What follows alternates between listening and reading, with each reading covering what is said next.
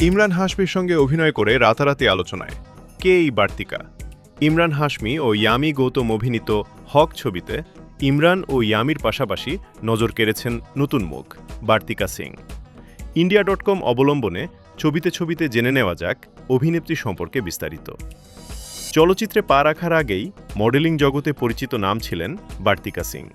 2019 সালে যুক্তরাষ্ট্রের অ্যাটলান্টায় অনুষ্ঠিত 86তম মিস ইউনিভার্স প্রতিযোগিতায় ভারতের প্রতিনিধিত্ব করেন তিনি। চলচ্চিত্রে পা রাখার আগেই মডেলিং জগতে পরিচিত নাম ছিলেন বার্তিকা সিং। 2019 সালে যুক্তরাষ্ট্রের অ্যাটলান্টায় অনুষ্ঠিত 86তম মিস ইউনিভার্স প্রতিযোগিতায় ভারতের প্রতিনিধিত্ব করেন তিনি। মডেলিংয়ের পাশাপাশি দাতব্য কাজেও সক্রিয় বার্তিকা। 2018 সালে তিনি পিওর হিউম্যানস নামের একটি অলাভজনক সংগঠন প্রতিষ্ঠা করেন। এছাড়া যক্ষ্মা সম্পর্কে জনসচেতনতা বাড়াতে উত্তরপ্রদেশ সরকারের সঙ্গেও কাজ করেছেন তিনি। বার্তিকা লখনৌ বিশ্ববিদ্যালয় থেকে জনস্বাস্থ্যে স্নাতকোত্তর ডিগ্রি অর্জন করেন। বিনোদন জগতে বার্তিকার যাত্রা শুরু হয় মিউজিক ভিডিওর মাধ্যমে।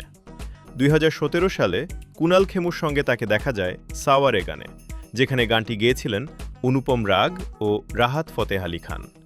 এরপর 2019 সালে আশকিং ও কারানের গাওয়া কিশমিশ গানে দেখা যায় তাকে।